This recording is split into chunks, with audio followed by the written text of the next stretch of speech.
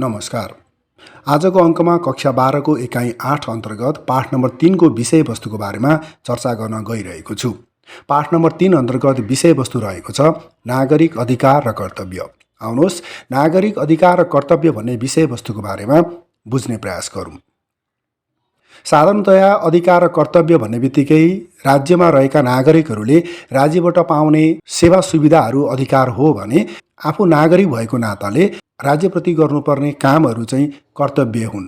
यसरी हेर्दा अधिकार भन्ने बित्तिकै नागरिकहरूले राज्यबाट पाउनुपर्ने हक अधिकारहरू चाहिँ अधिकार अन्तर्गत पर्दछ भने आफू नागरिक भएको नाताले राज्यप्रति पुरा गर्नुपर्ने दायित्वलाई कर्तव्य भनिन्छ। आउनुहोस् अधिकार र कर्तव्यको विषयमा अझ धेरै बुझ्ने प्रयास गरौँ। साधारणतया अधिकार र कर्तव्य एक सिक्काका दुई पाटा हुन्। नागरिक राज्य निर्माणको अनिवार्य तत्त्व हो। नागरिक बिनाको राज्यको परिकल्पना गर्न सकिँदैन। नागरिकले राज्यबाट अपेक्षा गरेका हक र अधिकारहरूलाई नागरिक अधिकार भनिन्छ। जुन राज्यले जनताको हितका लागि जनताको चाहना बमोजिम संविधान र कानुनद्वारा प्रत्याभूत गरेको हुन्छ। राज्यको नागरिक भएको नाताले नागरिकले पनि राज्यप्रति निश्चित दायित्वहरू पुरा गर्नुपर्ने हुन्छ, जसलाई कर्तव्य भनिन्छ। कर्तव्य अरूले गर भनेर मात्र गरिने नभई नागरिक आफैले बुझेर पालना गर्नुपर्ने विषयवस्तु हो। यसरी हेर्दा अधिकार भन्ने बित्तिकै कुनै पनि नागरिकले राज्यबाट अपेक्षा गरेका कुराहरू सहज रूपमा प्राप्त गर्न पाउनु चाहिँ अधिकार हो भने कुनै पनि राज्यका नागरिकले राज्यमा रहँदा बस्दाखेरि राज्यप्रति पुरा गर्नुपर्ने दायित्व नागरिक कर्तव्य हो। जस्तै कर तिर्नु, राष्ट्रिय अखण्डताको संरक्षण गर्नु, राज्यप्रति गर्नुपर्ने काम कर्तव्यहरू यी सबै नागरिकका कर्तव्य हुन् भने अधिकार भन्ने बित्तिकै राज्यबाट पाउनुपर्ने कुनै पनि नागरिकले राज्यबाट अपेक्षा गरेका कुराहरू सहज रूपमा उपलब्ध हुने कुरालाई अधिकार भनिन्छ। जस्तै मौलिक अधिकार, संविधान बमोजिम सम्पूर्ण नागरिकहरू समान रहने अधिकार, संरक्षणको अधिकार, घाँस बाँस कपासको अधिकार, शिक्षाको अधिकार, आफूले चाहेको धर्म संस्कृति रीतिरिवाज मान्न पाउने अधिकार, स्वतन्त्र रूपमा राज्यप्रति हिँडुल गर्न पाउने, व्यापार व्यवसाय गर्न पाउने अधिकार, यी सम्पूर्ण कुराहरू अधिकार अन्तर्गत पर्दछन्। नागरिक अधिकार एउटा देशको नागरिक भएको नाताले उसले प्राप्त गर्ने नागरिक राजनीतिक अधिकारलाई जनाउँछ। मानव अधिकारको विश्वव्यापी घोषणापत्र सन् 1948ले नागरिक अधिकार सम्बन्धमा व्यवस्था गरेको छ। यसलाई मानव अधिकार सम्बन्धी अधिकारको रूपमा लिइन्छ। नेपालमा नागरिक अधिकार सम्बन्धमा नेपालको संविधान र अन्य कानुनी दस्तावेजले प्रत्याभूत गरेका केही अधिकारहरूलाई यस प्रकार हेर्न सकिन्छ। हरेक देशले आफ्ना देशका नागरिकलाई नागरिक अधिकार सुनिश्चित गरेको हुन्छ। त्यस्तै हाम्रो देश नेपालले पनि नेपाली नागरिकहरूलाई राज्यले अधिकार दिएको छ। ती के अधिकारहरू नेपाली नागरिकलाई नेपाल राज्यले प्रदान गरेको छ त्यो विषयवस्तुको बारेमा बुझ्ने प्रयास गरौँ। सबैभन्दा पहिला प्रत्येक नागरिक कानुनको दृष्टिमा समान हुने र कानुनद्वारा समान संरक्षणको अधिकार प्रदान गरेको छ। त्यस्तै सामान्य कानुनको प्रयोगमा उत्पत्ति, धर्म, वर्ण, जात, जाति, लिङ्ग, शारीरिक अवस्था, अपाङ्गता, स्वास्थ्य स्थिति, वैवाहिक स्थिति, गर्भ अवस्था, आर्थिक अवस्था, भाषा वा क्षेत्र, वैचारिक आस्था वा यस्तै अन्य कुनै आधारमा भेदभाव हुन नपाउने व्यवस्था कानुनमा उल्लेख गरिएको छ। त्यसै गरी कसैलाई पनि समान कामका लागि लैङ्गिक आधारमा पारिश्रमिक तथा सामाजिक सुरक्षामा भेदभाव नहुने व्यवस्था उल्लेख गरिएको छ। त्यस्तै गरी प्रत्येक नागरिकले आफ्नो विचार राख्ने तथा अभिव्यक्त गर्ने र बिना हात हतियार शान्तिपूर्वक भेला हुने तथा सभा सम्मेलन गर्ने स्वतन्त्रता तथा अधिकार हुने व्यवस्था छ। त्यस्तै सङ्घ वा संस्था खोल्ने, नेपालको कुनै पनि भागमा आवजावत र बसोबास गर्ने, कुनै पेसा, रोजगार, उद्योग, व्यवसाय गर्ने स्वतन्त्रता वा अधिकारको कानुनी व्यवस्था रहेको छ। त्यस्तै नागरिकले आफूले चाहेको शिक्षा वा आफ्नो मातृभाषामा शिक्षा आर्जन गर्ने, सम्पत्ति आर्जन गर्ने, भोग गर्ने, हस्तान्तरण गर्ने र सम्पत्तिको अन्य कुनै कारोबार गर्ने स्वतन्त्रता र अधिकार पनि पाउने व्यवस्था उल्लेख गरिएको छ।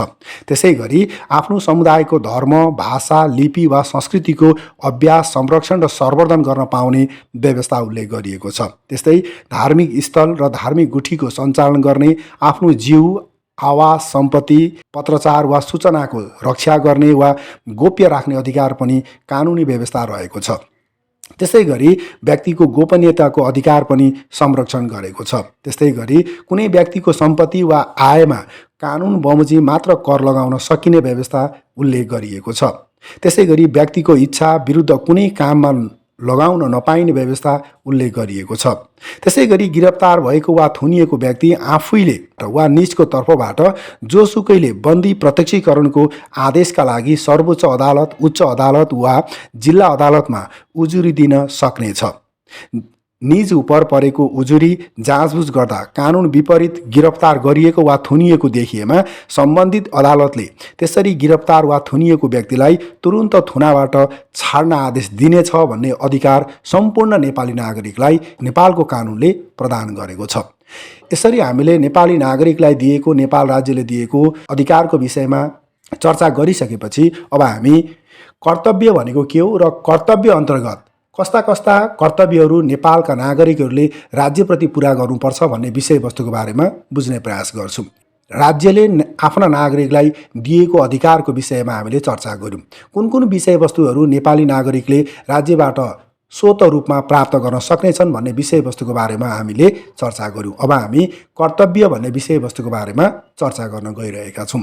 साधारणतया कर्तव्य भन्नाले कुनै पनि नागरिकले आफ्नो राज्यप्रति गर्नुपर्ने काम तथा दायित्वलाई कर्तव्य भनेर भनिन्छ। नागरिक भएको नाताले आफ्नो राज्यप्रति कस्ता कस्ता कामहरू गर्नुपर्छ त आउनुहोस् त्यसको बारेमा हामी बुझ्ने प्रयास गरौँ। साधारणतया कर्तव्य भन्नाले आफूले गर्नुपर्ने कार्य तथा दायित्व आफैले जानेर वा बुझेर गर्नु र गर्न नहुने कार्य नगर्नु हो। यसको अधिकारमा नकारात्मक असर पर्ने गरी कुनै पनि क्रियाकलाप नगर्नु वा गर्न प्रोत्साहन नगर्नु पनि कर्तव्य हो। सामान्यतया नागरिकका नैतिक कर्तव्य, कानुनी कर्तव्य, सामाजिक कर्तव्य र नागरिक कर्तव्य गरी 4 किसिमका कर्तव्यहरू हुने गर्दछन्। यस अन्तर्गत राज्यलाई कर तिर्नु, निर्वाचनमा भाग लिनु, मतदान गर्नु, मौलिक सांस्कृतिक तथा सम्पदाको संरक्षण गर्नु जस्ता कर्तव्यहरू पर्दछन्। त्यसै गरी आफ्नो परिवार, समाज र राष्ट्रप्रति जिम्मेवार रहनु नागरिकको कर्तव्य हो। अनुशासनमा रहनु, असल चरित्र प्रदर्शन गर्नु, चरित्रवान रहनु, आमाबुवा गुरुको सम्मान गर्नु नैतिक कर्तव्य हुन्।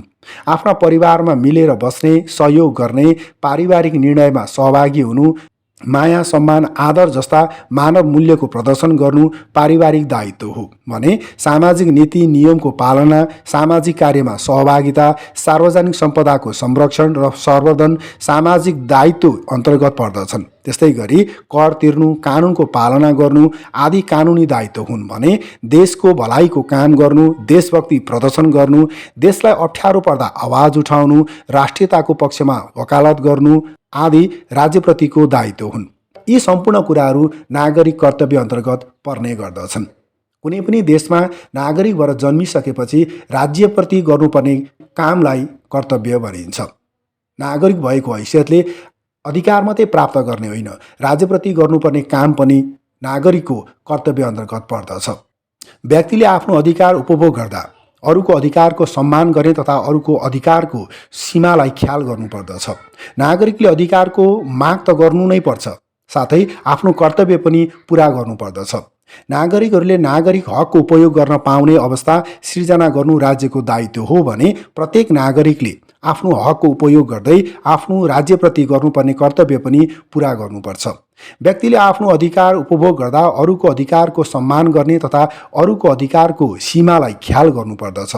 मानव अधिकारको विश्वव्यापी घोषणापत्र सन् 1948 को धारा 29 मा नागरिकको कर्तव्यको बारेमा उल्लेख गरिएको छ। यसमा हरेक नागरिकले आफ्नो अधिकार उपभोग गर्दा अरूको अधिकारको पनि ख्याल गर्नुपर्छ भनिएको छ। यसले आफ्नो अधिकारको उपभोग गर्दा अरूको अधिकारको हनन हुन नपाओस् भनी सदैव सजग हुनुपर्ने कुरालाई बढी जोड दिएको छ। यसरी हामीले अधिकार र कर्तव्यको बारेमा बुझिसकेपछि सरसर्ती हेर्दाखेरि अधिकार भन्नाले कुनै पनि नागरिकले राज्यबाट पाउने हक अधिकारलाई अधिकार भनिन्छ, अथवा नागरिकले आफ्नो राज्यबाट अपेक्षा गरेको अथवा आशा गरिएका कुराहरू अधिकार अन्तर्गत पर्दछन् भने कर्तव्य अन्तर्गत नागरिक भएको नाताले राज्यप्रति गर्नुपर्ने काम कर्तव्यहरू कर्तव्य अन्तर्गत पर्दछन् अथवा राज्यप्रति गर्नुपर्ने कामहरू कर्तव्य अन्तर्गत पर्दछन्। यसरी हामीले अधिकार र कर्तव्यको बारेमा यस पाठमा बुझिसकेपछि आजको यस अङ्कको बारेमा गर्नुपर्ने चर्चा यति नै। आगामी अङ्कमा अरू विषयवस्तुको बारेमा जानकारी लिनका लागि तपाईहरूले हाम्रो यस च्यानललाई लाइक र सब्सक्राइब गर्नुपर्ने हुन्छ र छेउमा रहेको बेल आइकनलाई पनि क्लिक गर्नुपर्ने हुन्छ। यति गर्नुभयो भने आगामी अङ्कमा अरू विषयवस्तुहरूको बारेमा गरिएको चर्चा सबैभन्दा पहिला तपाईँले प्राप्त गर्नुहुनेछ भन्दै आजको यस अङ्कबाट बिदा हुन चाहन्छु। हवस् त, धन्यवाद।